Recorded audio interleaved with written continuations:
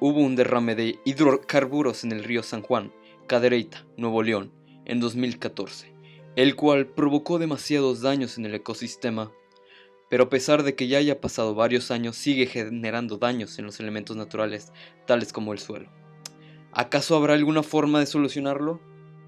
Antes de comenzar, se debe de conocer 6 puntos específicos para poder generar una solución y una reflexión. Número 6. Los compuestos del petróleo se clasifican en 3 series generales de hidrocarburos. La primera serie está formada por hidrocarburos acíclicos saturados. También se conocen como parafínicos. No reaccionan fácilmente con otros compuestos. De esta serie vamos a tomar como ejemplo el metano, CH4. Es de los componentes más simples y principales de los gases del petróleo. La segunda serie está formada por hidrocarburos cíclicos saturados, también conocidos como nafténicos, de la cual tomaremos como ejemplo el ciclohexano, C6H12. La tercera serie está formada por hidrocarburos cíclicos no saturados, también conocidos como hidrocarburos aromáticos. Tomaremos como ejemplo el compuesto más simple de esta serie, que es el benceno. Número 5. Recapitulando, tenemos los compuestos de la primera serie, metano CH4, que tienen enlaces covalentes, es no polar y su geometría molecular es tetraédrica. La segunda serie, ciclohexano, C6H12, tiene enlaces covalentes, no es polar y su geometría está constituida por varios anillos bencénicos unidos entre sí. Y la tercera serie, benceno, C6H6, también tiene enlaces covalentes, no es polar, su geometría está compuesta por 6 átomos de carbono unidos por dobles ligaduras alternas formando un anillo. Número 4. En este caso, todos contienen enlaces covalentes y son no polares. Número 3. Las propiedades de los compuestos son muy importantes, porque los hidrocarburos que están en el agua, su velocidad cambian mediante procesos naturales. Las propiedades son densidad relativa, el cual es una relación entre la densidad de la sustancia y la densidad de la sustancia de referencia, es decir, el agua. Punto de ebullición, el cual es el punto en donde la materia cambia de líquido a gaseoso. Viscosidad, el cual es la resistencia de algunos líquidos durante su fluidez y deformación. Punto de inflamación, el cual es cuando un líquido empieza a arder y continuará ardiendo. Solubilidad, el cual es la capacidad de una sustancia para que se pueda disolver en otra y formar un sistema homogéneo. Número 2. El tipo de interacciones intermoleculares que ocurren entre las sustancias del petróleo con la del agua es dipolo-dipolo inducido. Esto es porque al analizar las sustancias del petróleo se pudo observar que, si no es que todas, la mayoría de las fuerzas intramoleculares son no polares, mientras que el agua, su fuerza intramolecular es polar. Número 1. Es muy importante saber el grado de toxicidad de las sustancias, el cual en este caso es muy alto, y esto es porque afecta demasiado a la flora y fauna del lugar. Puede ocasionar que los animales paren su metabolismo, acumulen sustancias tóxicas en la membrana celular, ocasionando que se interrumpa el flujo de intercambio de sustancias entre la célula y el exterior, y también la toxicidad modifica la propiedad física como la tensión superficial, el pH y la temperatura. A pesar de que los conceptos más importantes ya fueron establecidos, aún faltan algunos extras y estos son los siguientes. ¿Qué es un hidrocarburo? Los hidrocarburos son aquellos compuestos orgánicos que están conformados por átomos de carbono e hidrógeno y presentan una estructura molecular que consiste en un armazón de átomos de carbono a los que se le unen los átomos de hidrógeno. Las estructuras moleculares de los hidrocarburos y del agua son muy diferentes, porque la estructura molecular de los hidrocarburos presenta un esqueleto de átomos de carbono a los que se le unen los átomos de hidrógeno. Las cadenas de carbono que presentan pueden ser lineales o ramificadas y abiertas o cerradas. Y estas se clasifican según los tipos de enlace que presentan los átomos de carbono en alcanos, alquenos y alquinos. Mientras que el agua presenta una composición de 2 átomos de hidrógeno y un átomo de oxígeno. Es una molécula polar y presenta puentes de hidrógeno.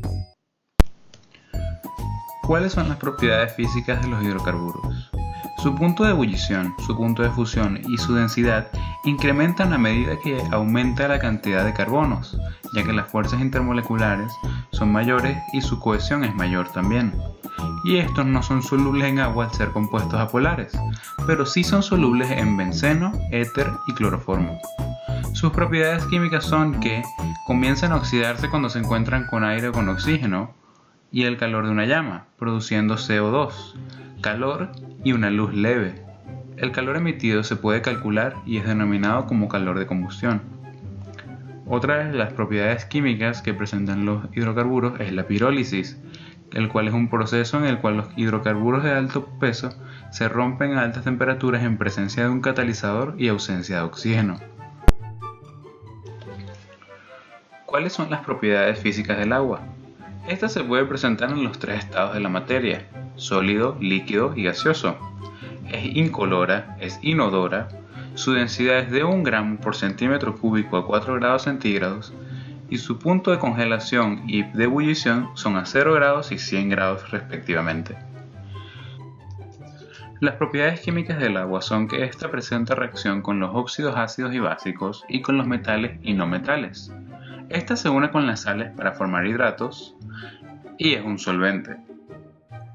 Cuando se trata de la polaridad de los hidrocarburos, debido a sus geometrías moleculares, la mayor parte de estos son no polares, ya que son cadenas de carbonos rodeados de hidrógenos y sus geometrías suelen ser simétricas, lo cual causa que las fuerzas intramoleculares entre los diferentes elementos se cancelen y creen una molécula no polar. Y esto causa que la mayor parte de los hidrocarburos no sean solubles en agua ni en ninguna sustancia polar. Por otro lado, la densidad de los hidrocarburos suele ser por debajo de la del agua, que viene siendo de aproximadamente 1 kilogramo por litro. La densidad de los diferentes tipos de hidrocarburos normalmente no sobrepasa la de 0.95 kilogramos por litro, lo cual significa que los hidrocarburos se ponen por encima del agua al ser vertidos en ella, porque en teoría hay menos peso por espacio que se ocupa. Y ya cuando se trata de la viscosidad de los hidrocarburos, esto varía de maneras inmensas, ya que hay hidrocarburos como los presentes en la gasolina que pueden llegar a tener una viscosidad de 0.5 cp, que es aproximadamente la mitad de la viscosidad que tiene el agua.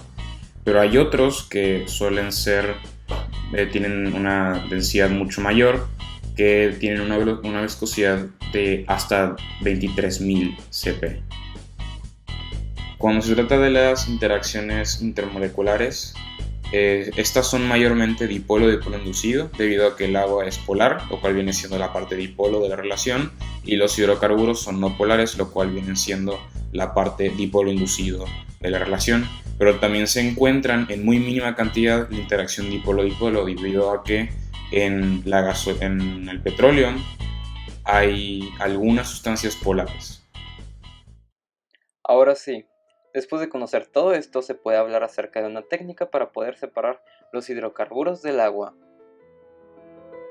Cuando se trata de la técnica que se puede utilizar para separar los hidrocarburos del agua, al investigar encontré que la mayor parte de estos métodos suelen ser a base de filtros, y hay una que salió recientemente que se trata de un filtro a base de polímero hidrofílico que se une a las moléculas de hidrógeno en el agua y que a la vez presenta una propiedad que se llama oleofobicidad, lo cual significa que repela el aceite.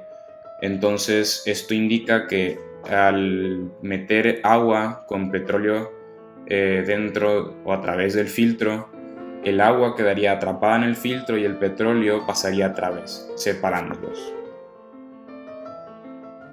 Y ahora se puede hacer la reflexión. Como reflexión personal del impacto ambiental y social de este problema, podemos decir que el derrame de petróleo crea una película que impide a las especies marinas vivir en las condiciones que estaban acostumbradas a hacerlo. Por ejemplo, muchos de ellos necesitan la fotosíntesis y sin esto podrían morir. Esta situación afecta directamente a los seres vivos, pues existe una cadena alimenticia, la cual una vez alterada, podría llevar a desaparecer fauna e incluso flora. En el caso de los seres humanos, nuestra alimentación estaría limitada a solo ciertas especies, a lo que también la cultura se vería afectada en este ámbito.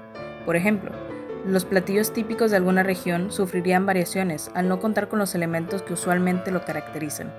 Los ecosistemas suelen ser los que sufren más por este evento hoy en día. El hombre ha ocasionado poco a poco la destrucción del mundo en el que habita, encaminando también a su especie a desaparecer. El respeto por el derecho al agua y a un medio ambiente sano para la comunidad es la idea o una de las metas a las que se quiere llegar. Sin embargo, considero que no se ha respetado debido a las acciones hoy en día del ser humano. Ahora todo se encuentra más enfocado al desarrollo de la industria. Es por ello que la contaminación al medio ambiente ha aumentado. Los desechos son arrojados intencional o accidentalmente hacia zonas que afectan a los seres vivos. Las extracciones de materia prima o sustancias como el petróleo modifican el medio ambiente, donde en muchos de los casos sucede que se destruye por completo el ecosistema. Bueno, eso sería todo por este video. Muchas gracias por escuchar.